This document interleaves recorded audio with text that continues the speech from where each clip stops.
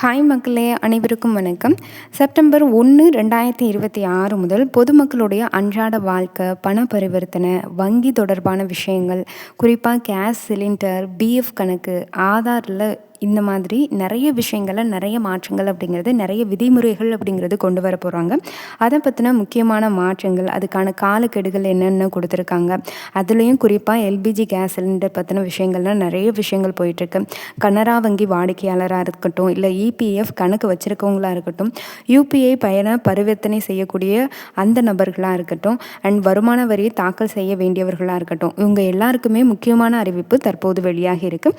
ஏற்கனவே ஆகஸ்ட் மாதத்தில் சில முக்கிய மாற்றம் அப்படிங்கிறது நடைமுறைக்கு வந்துருச்சு. அதே நேரத்தில் ஆகஸ்ட் 31க்குள்ளே முடிக்க வேண்டிய சில பணிகளும் இருக்குது. அதனால் இந்த வீடியோவில் ஆகஸ்ட் மாதத்தில் என்னென்ன மாற்றம் வந்தது, செப்டம்பர் 1ல் அதில் இன்னுமே என்னென்ன மாற்றம் மாறப்போகுது, யாருக்கு இது பாதிப்பை ஏற்படுத்தும், யார் உடனடியாக என்னென்ன விஷயங்களை செய்யணும், இதை பற்றின டீட்டெயில் இன்ஃபர்மேஷனை இந்த வீடியோவில் கொடுத்துருக்கேன்.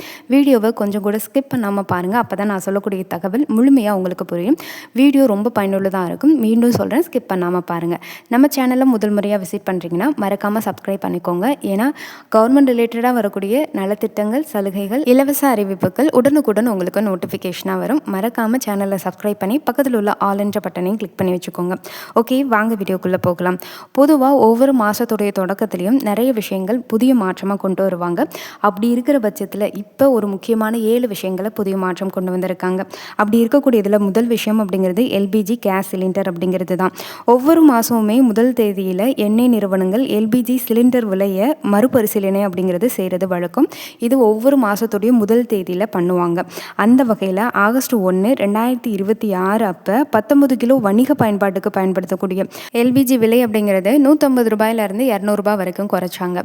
இந்த வணிக பயன்பாடு அப்படின்னு கேட்டிங்கன்னா ஹோட்டலு, அதுக்கப்புறம் நிறைய கடைகளில் வச்சுருக்கக்கூடிய அந்த சிலிண்டர் வந்து 19 கிலோ இருக்கும். நார்மலாக நம்ம வீட்டில் பயன்படுத்தக்கூடிய சிலிண்டர் அப்படிங்கிறது 14 கிலோ சிலிண்டராக இருக்கும். இது ரெண்டுக்குமே வித்தியாசம் இருக்குது. அதனால தான் அந்த 19 கிலோ அந்த சிலிண்டர்களுக்கு மட்டும் 200 ரூபா வரைக்கும் விலை அப்படிங்கிறது குறைச்சாங்க. சிம்பிளாக சொல்லணும் அப்படின்னா சென்னையை பொறுத்த வரைக்கும் 19 கிலோ கமர்ஷியல் சிலிண்டருடைய விலை அப்படிங்கிறது 200 ரூபா குறைஞ்சி 2906 நிர்ணயிக்கப்பட்டுச்சு.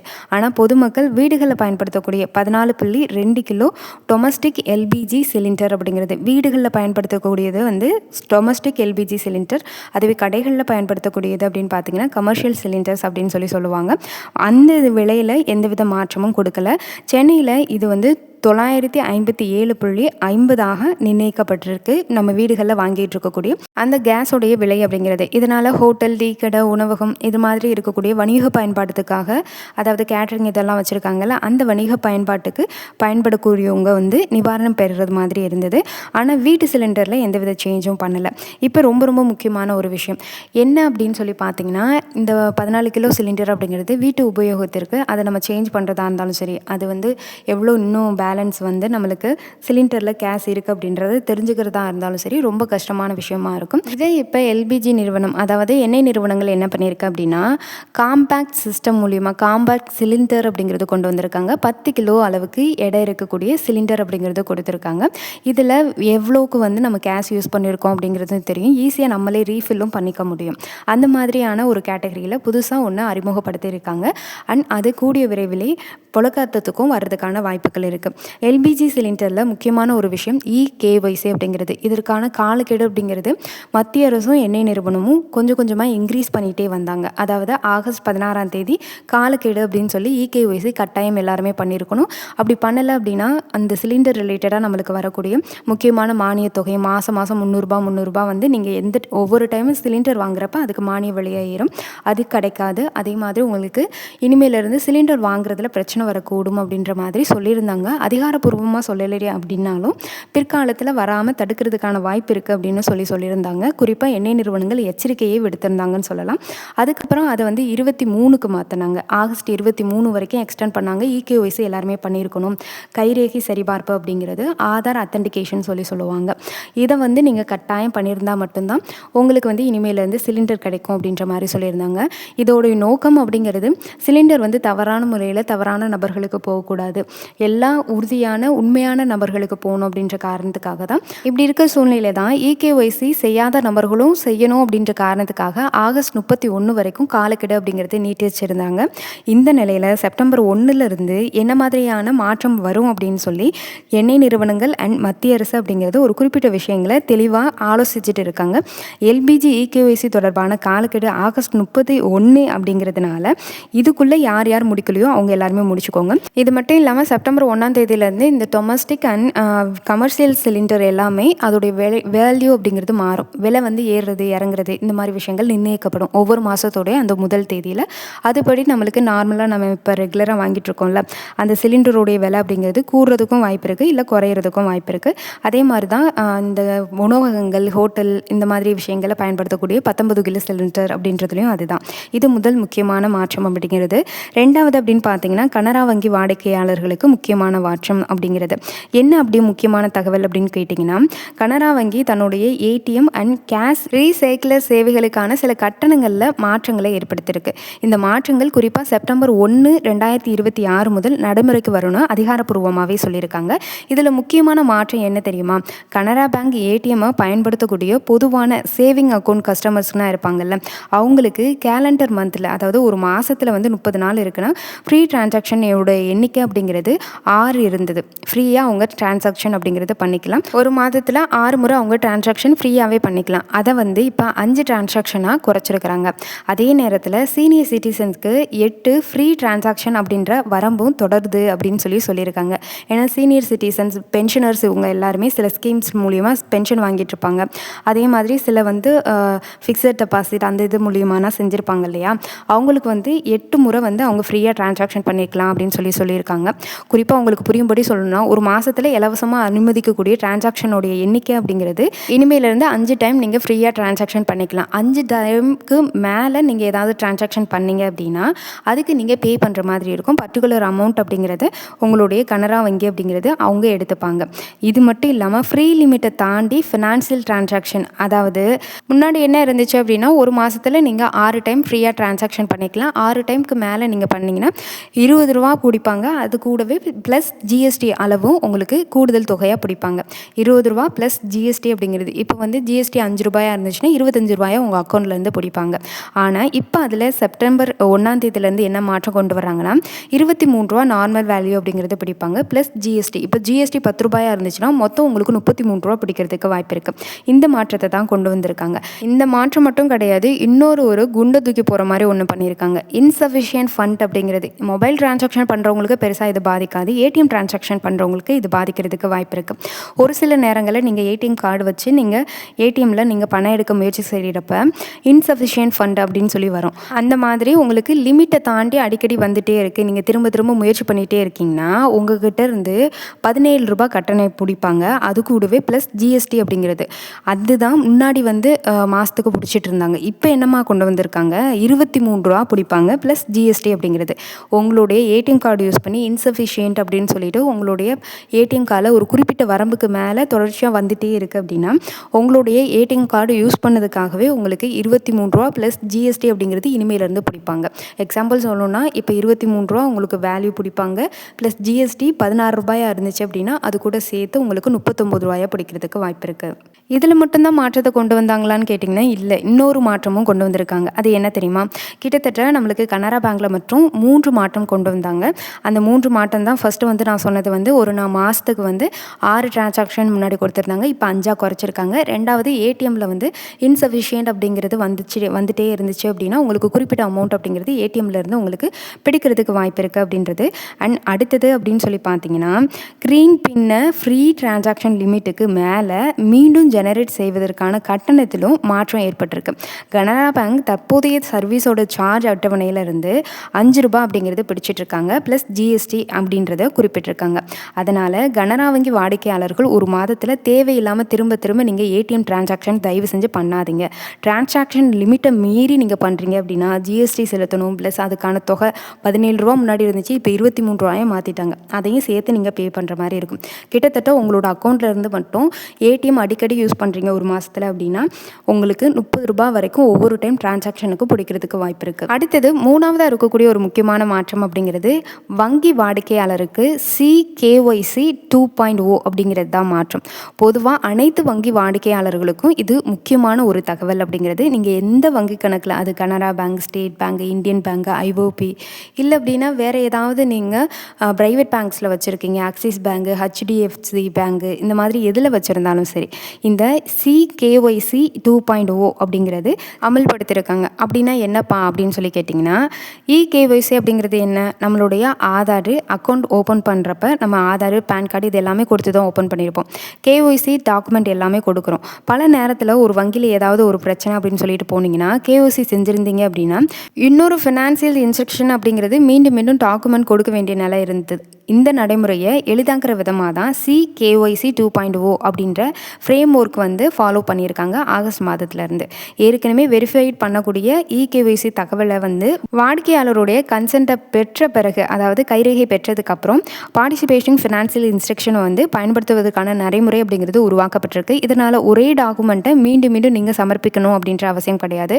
வெறுமனே உங்கள் கைரேகை வச்சா போதும், உங்களுடைய எல்லா டாக்குமெண்ட்ஸும் அதுலேயே வந்துடும். உங்களுக்கு புரியும்படி சொல்லணும்னா, ஏற்கனவே நீங்கள் கேஒய்சி அப்படிங்கிறது செஞ்சு வச்சுருக்கீங்க அப்படின்னா எதிர்காலத்தில் புதிய ஃபினான்சியல் சர்வீஸ் பெறப்ப ஒவ்வொரு முறையும் நீங்கள் அதே டாக்குமெண்ட்டை திரும்ப திரும்ப கொடுக்க வேண்டிய அவசியம் இருக்காது. அதுக்கான வாய்ப்பும் குறையும். ஆனால் இங்கே ஒரு முக்கியமான விஷயத்தை நீங்கள் தெரிஞ்சுக்கணும். ஓடிபி, கன்சென்ட்டு, கேஒய்சி வெரிஃபிகேஷன் இது மாதிரியான பெயர்களை யாராவது உங்ககிட்ட ஓடிபி கொடுங்க அப்படின்னு சொல்லி கேட்டாங்கன்னா யார்கிட்டையுமே கொடுத்துடாதீங்க. இந்த முறையை தான் கொண்டு வந்திருக்காங்க. உங்களோட இகேஒய்சி பதிவு பண்ணியிருந்தீங்க வங்கியில் அப்படின்னா, நீங்கள் அடுத்த டைம் போகிறப்ப உங்களுக்கு ஏதாவது டாக்குமெண்ட் சப்மிட் பண்ணணும்னா நீங்கள் ஒவ்வொரு டைம் தூக்கிட்டு போக வேண்டிய அவசியம் கிடையாது. உங்கள் கைரேகை வச்ச உடனே உங்கள் சம்மந்தப்பட்ட எல்லா டாக்குமெண்ட்ஸுமே அங்கே வந்துடும். அதுதான் இதோடைய மீனிங் அப்படிங்கிறது. இது முக்கியமான 3வது அறிவிப்பு. 4வது அறிவிப்பு அப்படின்னு பார்த்தீங்கன்னா, யூபிஐ குறித்த முக்கியமான விளக்கம் அப்படிங்கிறது. நார்மலாக இப்போ இருக்கிற கண்டிஷனுக்கு இந்தியாவில் யூபிஐ பயன்படுத்தாதவங்களுடைய எண்ணிக்கை அப்படிங்கிறது ரொம்ப ரொம்ப குறைவு. நம்ம டீ ஷாப்பில் இருந்து ஏதாவது சூப்பர் மார்க்கெட்டில் ஏதாவது ஒரு பொருள் வாங்குகிறோம், இல்லை பில் பேமெண்ட் கொடுக்குறோம், ஆன்லைன் ஷாப்பிங் வாங்குகிறோம், இது எல்லாத்துக்குமே யூபிஐ பரிவர்த்தனை அப்படிங்கிறது தான் பயன்படுத்துகிறோம். ஆனால் ஆகஸ்ட் மாதத்தில் யூபிஐ குறித்த ஒரு முக்கியமான கிளாரிஃபிகேஷன் அப்படிங்கிறது அரசாங்கத்திலிருந்து வந்தது. அது என்ன அப்படின்னா, யூபிஐ டிரான்சாக்ஷனுக்கு இனிமேலேருந்து பணம் வந்து பிடிப்பாங்க அப்படின்ற மாதிரி சொல்லியிருந்தாங்க. இது வந்து எல்லாருக்குமே பொருந்துமான்னு கேட்டிங்கன்னா கிடையாது. பாமர மக்களுக்குனா பொருந்தாது. இப்போ இந்த சூப்பர் மார்க்கெட்டு, பெரிய பெரிய தொழிலதிபர்கள் இவங்கன்னா என்ன பண்ணுவாங்கன்னா, பெரிய பெரிய அமௌண்ட்டை வந்து யூபிஐ டிரான்சாக்ஷன் மூலிமா ஆன்லைன்லேயே டிரான்சாக்ஷன் பண்ணிப்பாங்க. அவங்க எல்லாருமே கோடிக்கணக்கில் அமௌண்ட் டிரான்சாக்ஷன் பண்ணுறப்ப அவங்களுக்கு ஒவ்வொரு டைம் டிரான்சாக்ஷனுக்கும் இந்த அமௌண்ட் பிடிக்கிறப்ப அவங்களுக்கு வந்து பர்டிகுலர் தொகை அப்படிங்கிறது கவர்மெண்ட்டுக்கு போகக்கூடியதாக இருக்கும். ஆனால் நம்ம ரெகுலராக நார்மலாக நம்ம வந்து ஒரு டீ ஷாப்பில் ஏதோ ஒன்று வாங்குகிறோம், சாப்பிட்றோம் அப்படின்னா அதுக்கு பில் பேமெண்ட் வந்து நீங்கள் மொபைல் மூலிமா பண்ணுறீங்கன்னா உங்களுக்கு வந்து அந்த மாதிரி ஜிஎஸ்டியோ இல்லை அப்படின்னா ஏதோ ஒரு குறிப்பிட்ட தொகையோ டிரான்சாக்ஷனுக்கு பிடிக்க மாட்டாங்க. ஒரு பர்சன் டு பர்சன், அதாவது ஒருவர் வந்து மற்றவருடைய யூபிஐ பேமெண்ட் கொடுத்து நீங்கள் அனுப்புனீங்க அப்படின்னா ஃப்ரீயாக தான் நீங்கள் அனுப்புகிற மாதிரி இருக்கும். அதில் எதுவும் உங்களுக்கு எந்தவித மாற்றமும் கிடையாது. மெர்ஜென்ட் டிரான்சாக்ஷன் அப்படின்றதுல தான் எதிர்காலத்தில் எம்டிஆர் போன்ற கட்டணங்கள் குறித்து முடிவு எடுக்கப்படுது அப்படின்னு சொல்லியிருக்காங்க. இது பொதுமக்கள் செய்யக்கூடிய அனைத்து யூபிஐ டிரான்சாக்ஷனுக்கும் பிளாங்கட் சார்ஜ் அப்படின்றதா இருக்காது அப்படின்னு அரசும் விளக்கமும் கொடுத்துருக்கு. ஆனால் செப்டம்பர் 1 முதல் யூபிஐ பயன்படுத்தினா ஒவ்வொருடைய டிரான்சாக்ஷனுக்கும் சார்ஜ் பிடிப்பாங்க அப்படின்னு தேவையில்லாத சமூக வலைதளத்தில் வரக்கூடிய பொய்யான தகவலை யாரும் நம்பாதீங்க. இது எல்லாமே உங்களுக்கு பெரிய அளவில் மணி டிரான்சாக்ஷன் பண்ணுறாங்கல்ல, அந்த மாதிரியான தொழிலதிபர்கள், பெரிய பெரிய அந்த கடைகளில் டிரான்சாக்ஷன் பண்ணக்கூடிய அமௌண்ட்டுக்கு தான் பிடிப்பாங்க, உங்களுக்கு கிடையாது. இனிமேலேருந்து நீங்கள் டிரான்சாக்ஷன் பண்ணால் உங்களுக்கு அமௌண்ட் பிடிப்பாங்களான்னு கேட்டிங்கன்னா கிடையாது. இந்த சூப்பர் மார்க்கெட் இந்த மாதிரி இடங்களில் பல்க் அமௌண்ட் வந்து டிரான்சாக்ஷன் பண்ணுறப்ப இந்த மாதிரி பிடிப்பாங்க அப்படின்னு சொல்லியிருக்காங்க. 5வது ஒரு முக்கியமான விஷயம் என்ன தெரியுமா? இபிஎஃப்ஓ பிஎஃப் கணக்கு வச்சிருக்கக்கூடியவர்களுக்கு தான் முக்கியமான விஷயம் அப்படிங்கிறது. அடுத்து வேலைக்கு செல்லக்கூடிய ஊழியர்கள் அனைவருமே கவனிக்க வேண்டிய முக்கியமான விஷயம் என்ன தெரியுமா? இபிஎஃப்ஓ அண்ட் பிஎஃப் அக்கௌண்ட் அப்படிங்கிறது தான். இபிஎஃப்ஓ கடந்த காலத்தில் பிஎஃப் வித்ட்ராவல் அண்ட் கிளைம் ப்ராசஸை எளிமைப்படுத்த பல்வேறு மாற்றங்களை வந்து கொண்டு வந்துச்சு. முக்கியமாக சொல்லணும் அப்படின்னா பார்ட்டியல் வித்ட்ராவல் விதிகள் அப்படிங்கிறது எளிமையாக கொண்டு வந்தது, சிம்பிள் முறையில் கொண்டு வந்தாங்க. எஜுகேஷனு, மேரேஜ் இது மாதிரியான தேவைகளுக்கான வித்ட்ராவல் லிமிட்ஸ் அப்படிங்கிறது அதுக்கான மாற்றங்களும் கொண்டு வரப்பட்டுச்சு. ஆனால் பார்ட்டியல் வித்ட்ராவலுக்கு குறைந்தபட்ச சர்வீஸ் ரெக்குயர்மெண்ட் அப்படிங்கிறது பல்வேறு வித்ட்ராவல் சார்ஜஸ்க்கு வந்து பொதுவாக 12 மாத கட்டப்பட்டதாக இபிஎஃப்ஓ அப்படிங்கிறது மத்திய அரசு விளக்கங்களை குறிப்பிட்டிருந்துச்சு. சில சூழ்நிலையில் உறுப்பினர்கள் தங்களுடைய எலிஜிபிள் பிஎஃப் பேலன்ஸில் 75% வரை வித்ட்ராவல் செய்யும் வசதி தொடர்பாகவும் விதிகள் எளிமைப்படுத்தணும் அப்படின்னு சொல்லியிருந்தாங்க. அதே நேரத்தில் ரிட்டைர்மெண்ட் செக்யூரிட்டி அப்படின்றதுக்காக ஒரு பகுதி பிஎஃப் பேலன்ஸ் அக்கௌண்ட்டில் வந்து நம்மளுக்கு இருக்கணும் அப்படின்ற மாதிரி அந்த அணுகுமுறையும் வலியுறுத்தப்பட்டுச்சு. இது மட்டும் இல்லாமல் இபிஎஃப்ஓ போர்ட்டலில் தற்போது டேட்டா பேசஸ் கன்சாலிடேஷன் அப்படிங்கிறது அண்ட் சாஃப்ட்வேர் அப்கிரேட் செய்யப்பட்டிருக்கிறதுனால கிளைண்ட்ஸு சர்வீஸ் ரிக்வெஸ்ட்டு இது ரிலேட்டடாக இருக்கக்கூடிய மேனர்ஸு இது செயல்படுத்தப்பட்டு வருது அப்படின்னு சொல்லி இபிஎஃப்ஓ அப்படிங்கிறது தற்போது செயல்படுத்திட்டு இருக்கு. இதனால பிஎஃப் அக்கௌண்ட் வச்சுருக்கவங்க தங்களுடைய UAN, Aadhaar ID, bank account, IFSC, PAN card இது மாதிரியான விவரங்கள் சரியாக லிங்க் பண்ணப்பட்டிருக்கா அப்படின்றத சரி பார்த்துக்கிறது ரொம்ப ரொம்ப முக்கியம். இது மட்டும் இல்லாமல் யூஏஎன் உருவாக்குவதற்கான டைரக்ட் ஃபெசிலிட்டி போர்ட்டலுக்கு நிறுத்தப்பட்டு ஆதார் பேஸ்டு ஃபேஸ் அத்தன்டிகேஷன் மூலியமாக யுஎம்ஏஎன்ஜி ஆப் மூலியமாக யூஏஎன் ஜெனரேஷன் செய்யக்கூடிய வசதி அப்படிங்கிறது இப்போ வழங்கப்பட்டிருக்கு அப்படின்னு இபிஎஃப்ஓ மெம்பர் போர்ட்டல் அப்படிங்கிறது குறிப்பிடுது. அதனால் உங்களுக்கு எல்லா டிரான்சாக்ஷனுமே எளிமையாக்கணும்னு இந்த மாதிரி விஷயங்கள்லாம் கொண்டு வந்திருக்காங்க. வேணுங்கிறவங்க இதை பயன்படுத்திக்கிறதுக்கு முயற்சி பண்ணுங்கள். செப்டம்பர் 1 இது அமலுக்கு வரும். 6வது அப்படின்னு சொல்லி பார்த்தீங்கன்னா வருமான வரி தாக்கல் ஆகஸ்ட் 31 வரைக்கும் ஒரு டெட்லைன் அப்படிங்கிறது கொடுத்துருக்காங்க. இன்கம் டேக்ஸ் ரிட்டர்ன் தாக்கல் செய்ய வேண்டியவங்க கவனிக்க வேண்டிய முக்கியமான விஷயம், அசஸ்மெண்ட் இயர் 2026-27க்கு ஐடிஆர் 4 தாக்கல் செய்ய வேண்டிய குறிப்பிட்ட டேக்ஸ் பேயர்ஸ்க்கு ஆகஸ்ட் 31, 2026 வரைக்கும் டியூ டேட் அப்படிங்கிறதா கொடுத்துருக்காங்க. குறிப்பாக பிஸ்னஸ்ஸு இல்லைன்னா ப்ரொஃபஷனல் இன்கம் உள்ளவங்க இல்லைன்னா ப்ரெசும்பேட்டிவ் டாக்ஸேஷன் இருக்கிறவங்க அந்த விதிகளின் கீழே ஐடிஆர் அப்படின்னு சொல்லக்கூடிய 3 இல்லைன்னா ஐடிஆர்னு சொல்லக்கூடிய 4 தாக்கல் செய்பவங்க இதை கவனிக்க வேண்டியது அவசியம்னு சொல்லியிருக்காங்க. அதனால் நீங்கள் சிறுதொழில் செய்கிறவங்களாக இருக்கட்டும், இல்லைன்னா ஃப்ரீலான்சராக இருக்கட்டும், இல்லை ப்ரொஃபஷ்னலாக இருக்கட்டும், இல்லை பிஸ்னஸ் இன்கம் உள்ளவராகவே இருக்கட்டும், இல்லை ஐடிஆர் 3 இல்லை ஐடிஆர் 4 ஃபைல் செய்ய வேண்டியவராக இருக்கட்டும், இந்த மாதிரி இருக்கீங்க அப்படின்னா உங்களுடைய tax consultation and income tax filing portal மூலிமா உங்களுடைய எக்ஸாக்ட் டியூ டேட் அப்படிங்கிறது அப்ளிகேபிள் ஃபார்மை சரிபார்த்து ரிட்டனை தாமதமின்றி உடனே தாக்கல் செய்கிறதுக்கு ரொம்ப ரொம்ப நல்லதுன்னு சொல்லியிருக்காங்க. டெட்லைன் முடிஞ்சதுக்கப்புறம் ஃபில்லிங் செஞ்சீங்க அப்படின்னா லேட் ஃபில்லிங் ஃபீ மற்றும் இன்ட்ரெஸ்ட் அப்படிங்கிறது உங்ககிட்ட இருந்து வாங்குவாங்க. எக்ஸ்ட்ரா ஃபீஸ் நீங்கள் பே பண்ணுற மாதிரி இருக்கணும். சிம்பிளாக சொல்லணும்னா வட்டி போட்டு உங்ககிட்ட இருந்து வாங்குவாங்க அப்படின்னு தான் டேக்ஸ் டிபார்ட்மெண்ட் அப்படிங்கிறது, அதாவது இன்கம் டேக்ஸ் டிபார்ட்மெண்ட் அப்படிங்கிறது அறிவிப்பு அப்படிங்கிறது வெளியிட்டிருக்காங்க. அதனால் இதை கொஞ்சம் கவனத்தில் வச்சுக்கோங்க. ஆகஸ்ட் 31 இதை முடிக்கிறதுக்கும் முயற்சி பண்ணுங்கள். 7வது முக்கியமான விஷயம் ஆதார் தொடர்பான முக்கியமான சலுகை அப்படிங்கிறது. இப்போ குழந்தைகளுடைய ஆதார் வச்சிருக்கக்கூடிய பெற்றோர்கள் கவனிக்க வேண்டிய முக்கியமான ஒரு நல்ல தகவல் என்ன தெரியுமா? UIDAI சார்பில் 5லிருந்து 17 வயது குழந்தைகளுக்கான மேண்டடரி பயோமெட்ரிக் அப்டேட் தொடர்பாக சிறப்பு டிரைவ் அப்படிங்கிறது நடைபெற்று வர்றதாகவும் 5 முதல் 17 வயது வரையிலான குழந்தைகளுக்கு மேண்டரி பயோமெட்ரிக் அப்டேட் 30 செப்டம்பர் 2026 வரை இலவசமாக செய்யக்கூடிய வசதி இருக்குது. ஆகஸ்ட் 18 வெளியிடப்பட்ட PIP தகவலின்படி இந்த ஸ்பெஷல் டிரைவ் மூலியமாக ஏற்கனவே 2 கோடிக்கும் மேற்பட்ட பயோமெட்ரிக் அப்டேட் அப்படிங்கிறது செஞ்சுருக்காங்க. உங்கள் குழந்தைகளுக்கு இன்னும் நீங்கள் பண்ணலை, 5 வயசில் நான் ஆதார் கார்டை எடுத்தேன், இன்னும் அதை அப்டேட் பண்ணலை அப்படின்னாலும் சரி, இல்லை 17 வயசுக்குள்ளே இது வரைக்கும் நீங்கள் எதுவுமே அப்டேட் பண்ணல அப்படின்னாலும் சரி, நீங்கள் எல்லாருமே இதை பயன்படுத்திக்கிறதுக்கு முயற்சி பண்ணுங்கள். குழந்தைகளுடைய ஆதார் பயோமெட்ரிக் அப்டேட் செய்ய வேண்டிய வயது வந்துருந்துச்சு அப்படின்னா இந்த வாய்ப்பை பயன்படுத்திக்கிறதுக்கு முயற்சி பண்ணுங்கள். நார்மலாக ஆதார் கார்டில் 10 வருஷத்துக்கு ஒரு டைம் நம்ம ரினியூவல் பண்ணுற மாதிரி இருக்கும். இதுவே குழந்தைகளாக இருந்தாங்க அப்படின்னா அவங்க 2லேருந்து 3 வயசுலேருந்து, அதாவது 3 வருஷத்துக்கு இல்லைனா 5 வருஷத்துக்கு ஒரு முறை அவங்க ரினியூவல் பண்ணுற மாதிரி இருக்கும். அதே மாதிரி தான் 17 வயசுக்கு உட்பட்டவங்களும் இதே ஃபார்மேட் அப்படிங்கிறது தான். அதனால தான் ஆதார் பயோமெட்ரிக் அப்டேட் இல்லாததுனால சில அரசு நலத்திட்டங்கள், கல்வி அண்ட் இது மட்டும் இல்லாமல் போட்டித் தேர்வுகள் இது மாதிரியான அத்தன்டிகேஷன் தேவைப்படக்கூடிய சேவைகளில் சிக்கல் ஏற்படுறதுக்கு வாய்ப்பு இருக்குது. அப்படின்ற காரணத்தினால UIDAI அப்படிங்கிறது இது மூலியமாக உங்களுடைய பயோமெட்ரிக்கை சரியாக செஞ்சு முடிச்சிருங்க அப்படின்னு சொல்லி ஆதார் தரப்புலேருந்து சொல்லியிருக்காங்க. இதுதான் அந்த 7 விஷயங்கள் அப்படிங்கிறது, 7 விதிகள் அப்படிங்கிறது. ஆகஸ்ட் மாதத்தில் கமர்ஷியல் LPG சிலிண்டரோட விலை குறைஞ்சது. சென்னையில் 19 கிலோ கமர்ஷியல் சிலிண்டரோட விலை 2906 இருக்குது. டொமஸ்டிக் சிலிண்டர் நம்ம வீட்டுக்கு பயன்படுத்தக்கூடிய சிலிண்டரோட விலை 957.50 தான் இருக்குது. செப்டம்பர் 1 மேலே நம்ம நார்மலாக வீட்டுக்கு பயன்படுத்துகிறோம்ல அந்த கேஸ் சிலிண்டர்லேயும் சரி, இல்லை வணிக பயன்பாட்டுக்கு நம்ம ஹோட்டலில் இது மாதிரி பயன்படுத்துகிறோம்ல அந்த கேஸ் சிலிண்டர்லேயும் சரி மாற்றம் ஏற்படுறதுக்கு, விலைகள் விலைகளில் மாற்றம் ஏற்படுறதுக்கு வாய்ப்பு இருக்குன்னு சொல்லியிருக்காங்க. 2வது கனரா பேங்க் செப்டம்பர் 1 முதல் பொதுவான சேவிங் அக்கௌண்ட்டில் கஸ்டமருக்கு கனரா ஏடிஎம்மில் ஃப்ரீ டிரான்சாக்ஷன் எண்ணிக்கை வந்து 6லேருந்து 5 குறைச்சிருக்காங்க. ஃப்ரீ லிமிட்டை தாண்டி ஃபினான்சியல் டிரான்சாக்ஷன் சார்ஜ் அப்படிங்கிறது ரூ. 23 ப்ளஸ் அது கூடவே ஜிஎஸ்டி அப்படிங்கிறதும் உங்களுக்கு பிடிப்பாங்க. 3வது விஷயம் அப்படிங்கிறது KYC 2.0 அப்படிங்கிறது KYC டாக்குமெண்ட்டை மீண்டும் கொடுக்க வேண்டிய சிரமத்தை குறைக்கிற வகையில் புதிய ஃப்ரேம் ஒர்க் ரோல் அவுட் அப்படிங்கிறது செய்யப்பட்டிருக்கு அப்படின்றத சொல்லியிருக்காங்க.